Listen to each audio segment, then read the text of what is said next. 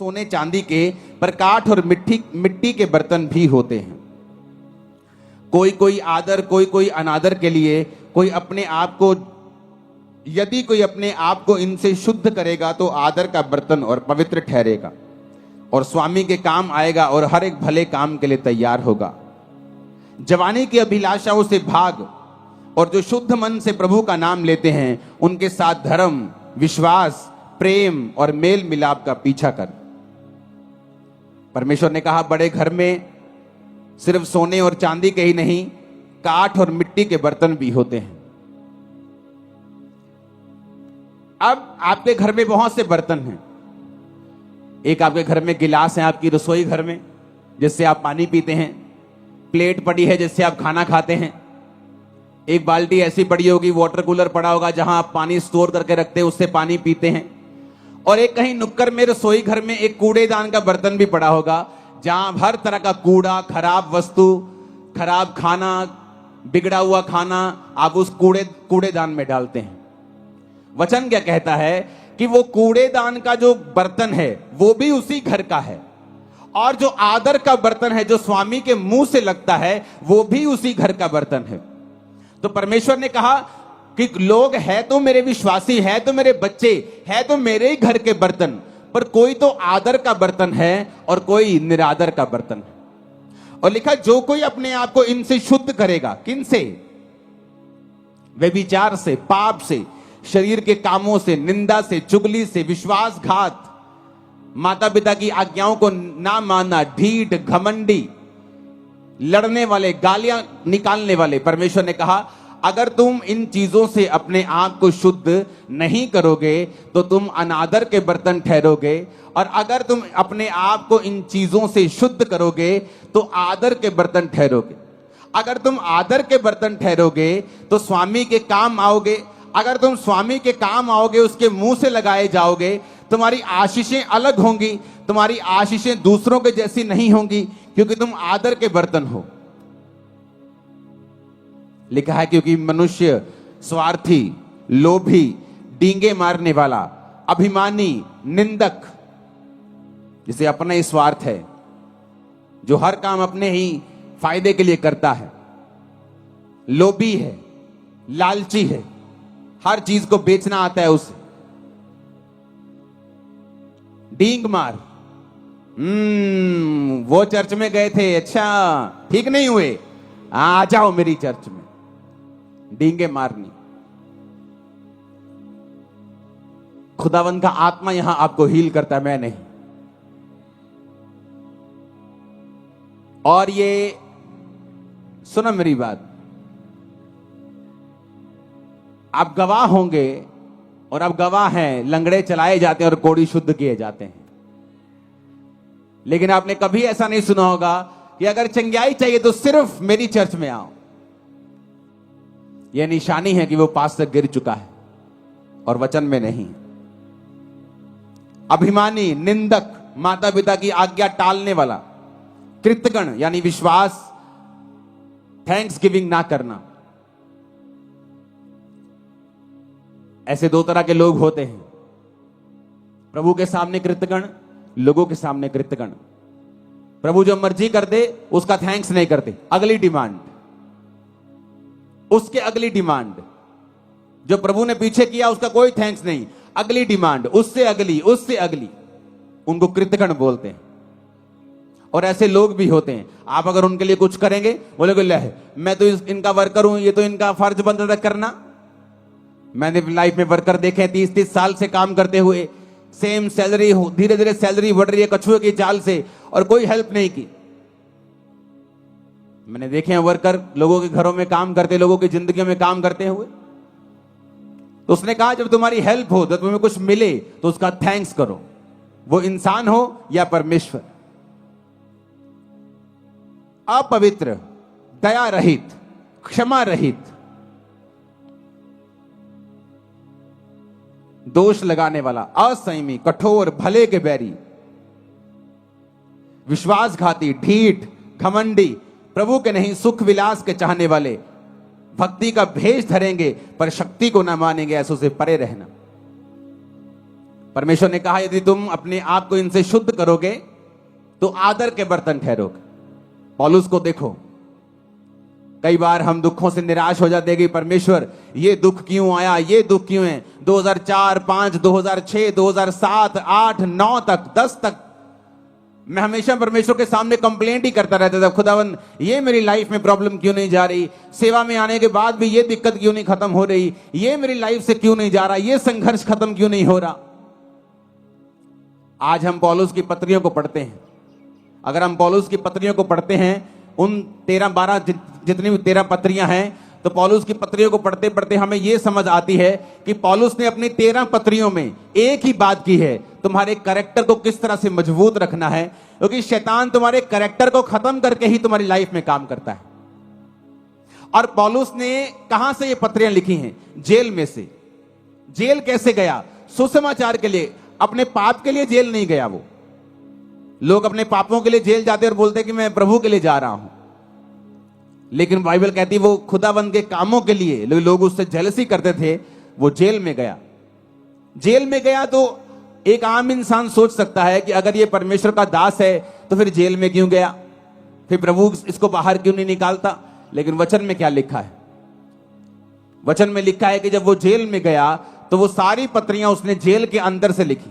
प्रभु को मालूम था पतरस की इतनी पत्रियां क्यों नहीं, क्यों मैं बताता हूं, क्योंकि पतरस बाहर से विकाई में था और हर टाइम बिजी रहता था, कभी वहां कभी वहां कभी वहां मीटिंग है, कभी वो विश्वासियों के पास, कभी उस कलीसिया के पास। उसकी केवल 2 पत्रियां बाइबल में है, पहला पतरस और दूसरा पतरस। अब जब सेवकाई में कोई तो चाहिए जो इस लेवल का हो, जो पतरस के लेवल का हो, जो यूहन्ना के, याकूब के लेवल का हो, उसी की पत्रियां काम आएंगी।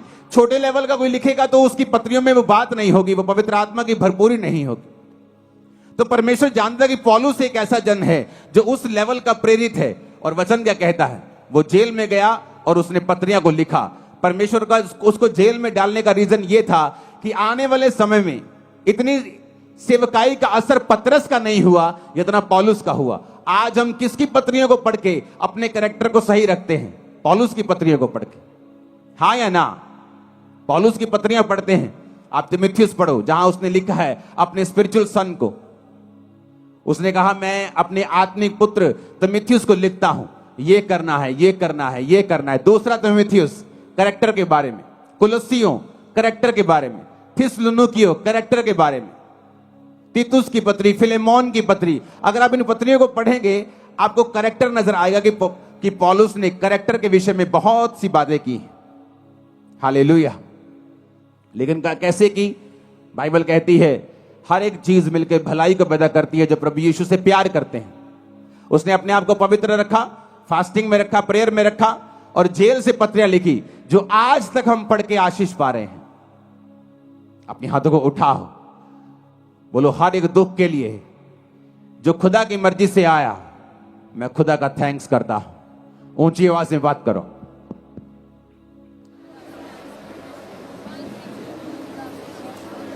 थैंक्स करो ऊंची आवाज में। और पिता मैं विश्वास करता हूं कि आप कुछ बड़ा करेंगे उन्हीं दुखों के बीच से, यीशु के नाम में। अब हम फास्टिंग क्यों करते हैं? जब शरीर आपका स्वामी है, आज आपको रोजा रखना है 5 बजे तक, लेकिन सुबह आपको इतनी भूख लगी छोले भटूरे देख के कि आपने अपना रोजा खोल लिया, क्योंकि आपका शरीर आपका स्वामी है। आप फैसला करके उठे, नहीं ये व्यभिचार से मैं दूर रहूंगा, लेकिन आज वो लड़की बड़े सुंदर कपड़े डाल के आई, आप अभी भी उसे देख रहे हैं। क्यों? क्योंकि आपका शरीर आपका स्वामी है। जब आपका शरीर आपका स्वामी है तो आपकी लाइफ में वो काम नहीं हो सकते जो आपको बंधनों से मुक्त करेंगे, फ्री मैन आपको करेंगे, एक लेवल तक आपको लेके जाएंगे। आप कभी उस लेवल तक नहीं आ सकते, क्योंकि आपका शरीर आपका स्वामी है। आपको मालूम है कि आपका मोबाइल, आपकी फेसबुक स्क्रॉलिंग आपके टाइम को वेस्ट कर रही है। ये टाइम आपको प्रेयर में देना है। क्यों? क्योंकि आपका शरीर आपका स्वामी है। आप जब फैसला कर लेते ये काम मैं नहीं करूंगा और आप प्रार्थना में चले जाते हैं, उस तरीके से आप अपनी आत्मिक लाइफ को, अपनी आत्मा को अपने जीवन का स्वामी बना देते हैं। और वचन कहता है जो आत्मा से चलेगा वो जिएगा। आमीन, हालेलुया। ऊंची आवाज में हालेलुया। आप जानते नहीं आत्मा में रहना और प्रार्थना और उपवास में रहने से कितने बंधन टूटते हैं और कहां ये चीजें लगती हैं जाके, आपको मालूम भी नहीं। पिछले दिनों जब मैं प्रार्थना उपवास में था तो इस थर्सडे मैंने चर्च आना था, लेकिन थर्सडे में जब मैं प्रार्थना कर रहा था बुधवार को, तो परमेश्वर मुझे दर्शन देने लगा प्रार्थना में। जब प्रार्थना उपवास में मैं पिछले दिनों में था तो प्रेयर कर रहा था तो परमेश्वर दर्शन देने लगा। और ऐसे दर्शन नहीं देने लगा कि मैं कुछ मांग रहा हूं प्रभु से कि मुझे ये चाहिए, मुझे ये चाहिए। जस्ट मेरी आदत है खुदावंद की प्रेजेंस में बैठना और बैठे रहना और प्रेयर करना और बेदारी के लिए प्रेयर करना, लोगों के लिए प्रेयर करना। मेरा अपना कोई मसला नहीं है खुदावंद के सामने। मेरे मसले चर्च के होते हैं, आपके होते हैं।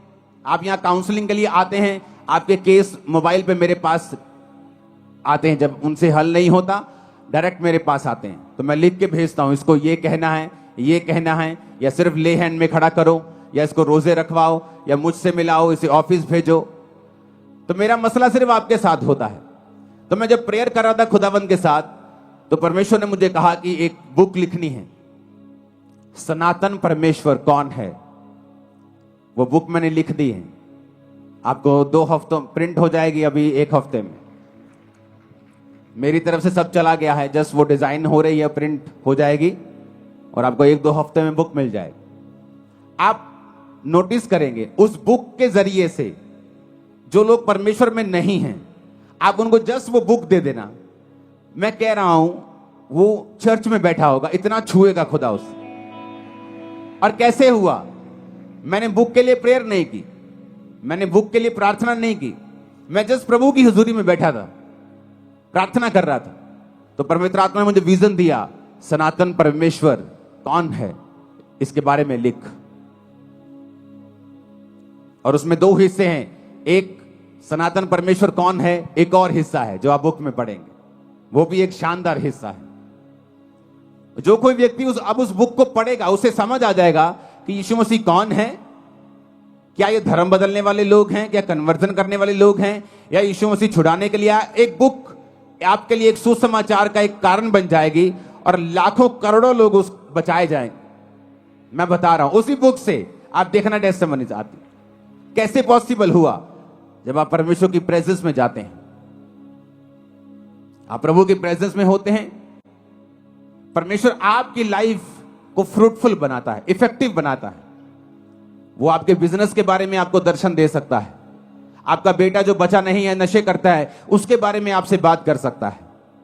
आपकी वाइफ के बारे में, आपके हस्बैंड के बारे में, आपके बच्चों के बारे में, आपकी सेहत के बारे में, किसी भी बारे में वो आपसे बात कर सकता है। जो चीज कमजोर है, शैतान के हाथ में है, बंधन के नीचे है, उसके बारे में प्रभु आपसे बात करता है। इसलिए तो वचन में लिखा है कि मैं अपने वचन को भेज के अपने लोगों को चंगा करूंगा। तो होता क्या है कि आपके पास वचन आता है कि बेटे, मेरे बेटे, सनातन परमेश्वर कौन है, इसके बारे में लिख।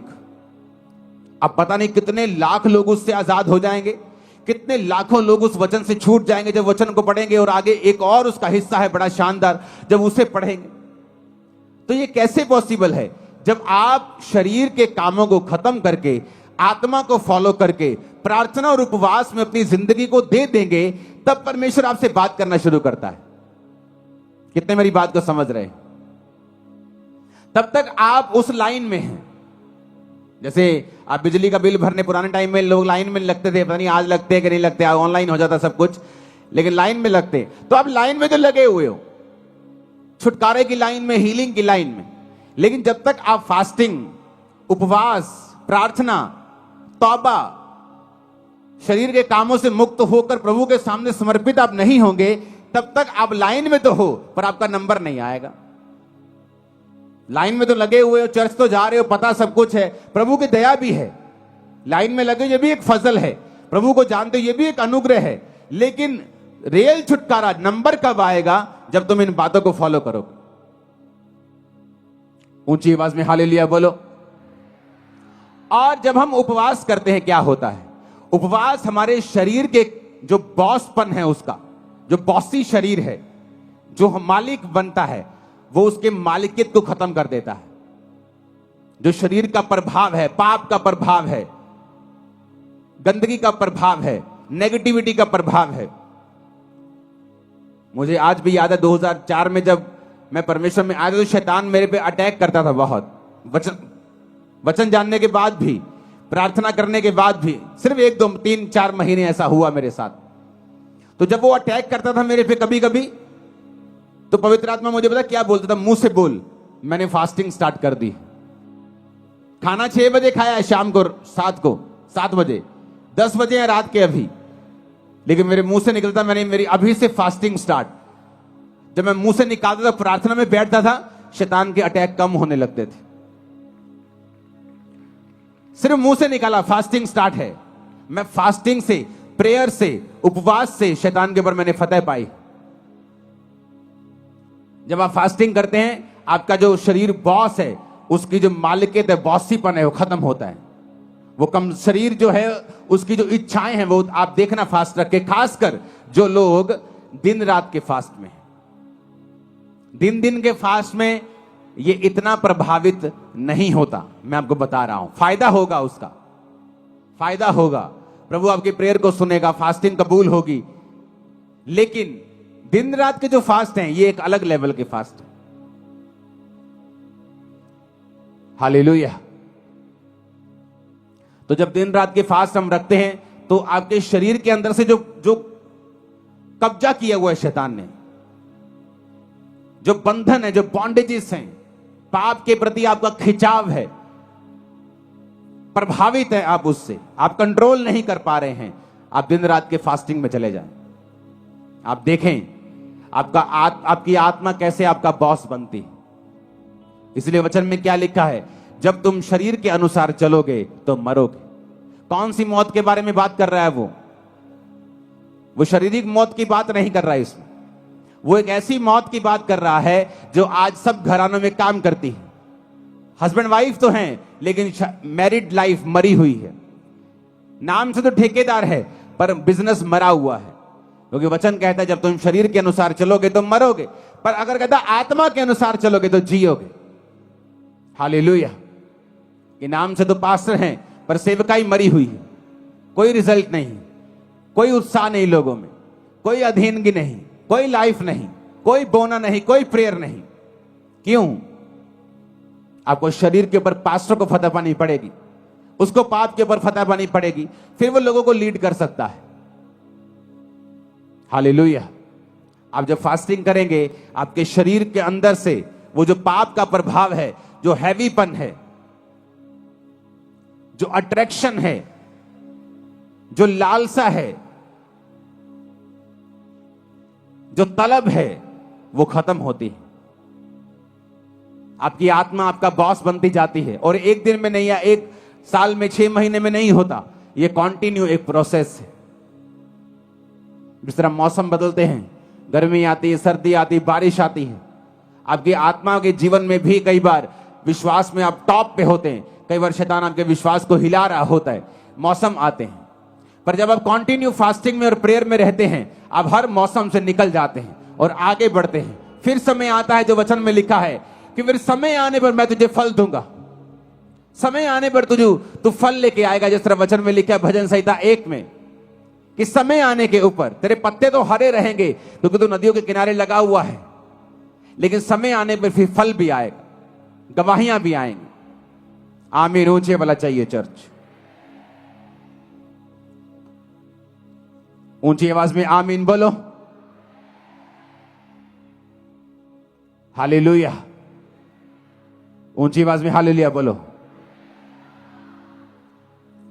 अपने पड़ोसी को बोलो, जो कोई अपने आप को इनसे शुद्ध करेगा वो आदर का बर्तन ठहरेगा और स्वामी के काम आएगा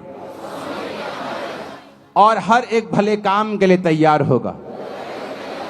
आमीन।